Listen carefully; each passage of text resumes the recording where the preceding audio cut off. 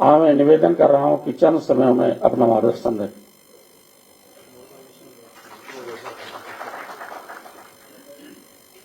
जय हिंद, जय समाजवाद। हम सब के चहेते नेता आदरणीय मुख्यमंत्री श्री अखिलेश यादव जी, अब आप कहेंगे आपने आदरणीय मुख्यमंत्री क्यों बोल दिया, तो माननीय अध्यक्ष साहब, मेरी राशि भी आपके नाम से मिलती जुलती है। आपके मुंह से भी एक बार अवधेश जी के लिए पूर्व विधायक निकल गया था तो वो एमपी बन गए थे, तो मेरे मुंह से भी मुख्यमंत्री निकला है, तो जरूर मैं भावी मुख्यमंत्री जी से साफ बात कर रहा हूं।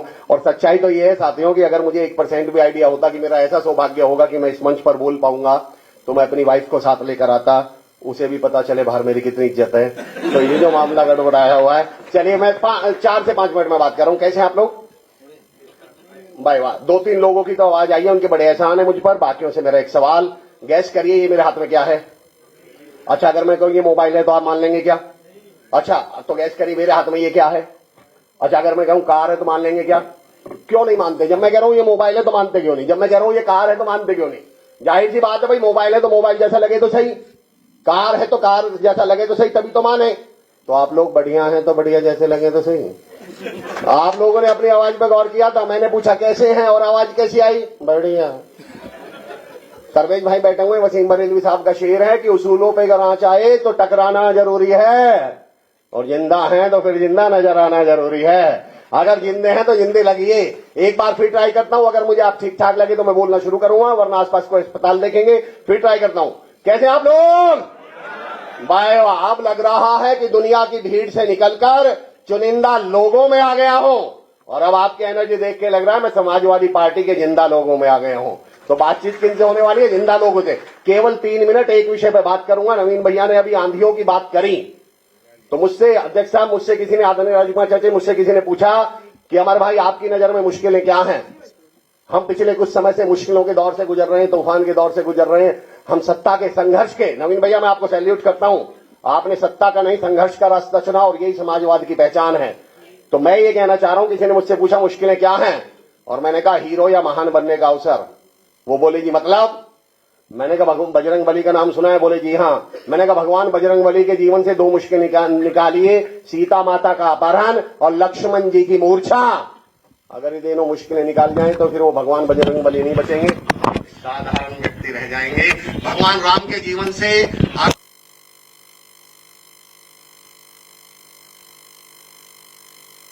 रह जाएंगे। मुश्किलों ने एक को राजा भगवान बजरंग बली बना दिया और एक राजकुमार को भगवान राम बना दिया।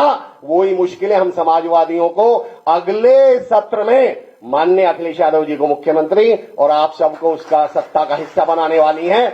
बस मेरी आपसे निवेदन ये, राजेंद्र साहब की एक लाइन है, इन मुश्किलों से डरना नहीं है। अच्छा बताइए, 2 लोग हॉस्पिटल में एडमिट हैं, दोनों की हार्ट बीट बता रहा हूं, दोनों का मतलब बताइएगा।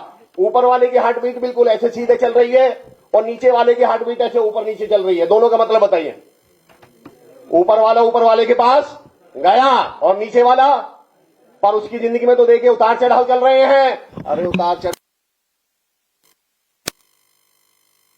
मंदिर मस्जिद गुरुद्वारा जाएंगे, माथा टेकेंगे और भगवान से पहली प्रार्थना क्या करेंगे? हे मेरे मालिक, मेरी जिंदगी में उतार चढ़ाव मत दे। शुक्र करो सुन नहीं रहा, बुला लेगा। ये सहारा ना हो कुलदीप भाई, ये सहारा ना हो तो परेशान हो जाएं और मुश्किलें जान ही ले लें अगर ऐसा हो जाए। ये मुश्किलें ही तो हैं जो हमें आगे बढ़ने का हौसला दे रही हैं। इनके प्रति सिर्फ अपना नजरिया बदलने की जरूरत है। लास्ट 1 मिनट, इनके प्रति सिर्फ अपना नजरिया बदलने की जरूरत है। हम मुश्किलों के साथ गलती क्या करते हैं? माननीय अध्यक्ष जी, मैं कहता हूं मुश्किलों की आदत, नवीन भैया, राजकुमार सर, कुत्ते की तरह और बंदर की तरह होती है। हम गलती क्या करते हैं? कभी आपने देखा बाइक या स्कूटी से जा रहे हो और कुत्ता पीछे पड़ जाए तो हम गलती क्या करेंगे? बाइक और तेज, कुत्ता तेज, बाइक तेज, कुत्ता तेज, बाइक तेज, कुत्ता तेज, बाइक तेज, कुत्ता तेज। आप ब्रेक मार दो, कुत्ता भाग जाता है पलट के। उसे कुछ नहीं पता क्या हुआ, उसे लगा भाई साहब भाग रहे हैं, कोई घर में इमरजेंसी हो गई होगी, उसे कोई आइडिया नहीं है। इन मुश्किलों की तरफ एक बार घूर के देख दीजिए, ये दुम दबा के भाग जाएंगे। तो मैं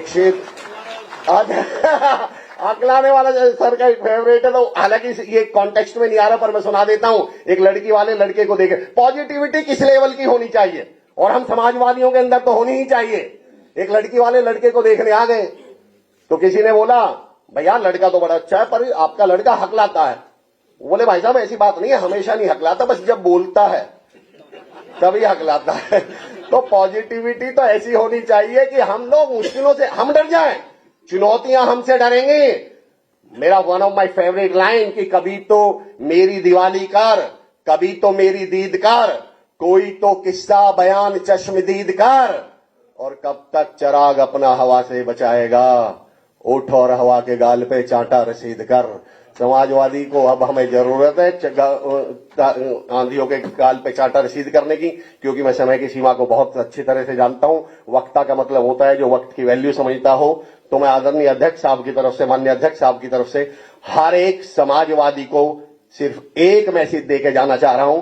पहली 2 लाइन आप लोगों के लिए, समाजवादियों के लिए माननीय अध्यक्ष जी की तरफ से, और बाकी की 2 लाइन उन चुनौतियों, उन आधियों को जिनको ये गलतफहमी है वो अब की बार हमें रोक लेंगी कि सूरज चांद सितारे मेरे साथ में रहे।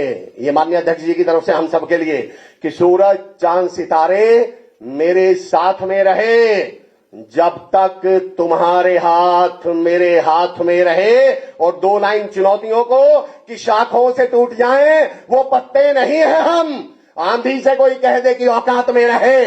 2027 में अब की बार हम आंधियों की औकात बताएंगे। बहुत बहुत आभार, बहुत बहुत धन्यवाद, बहुत बहुत धन्यवाद मुझे ये मौका देने के लिए सर।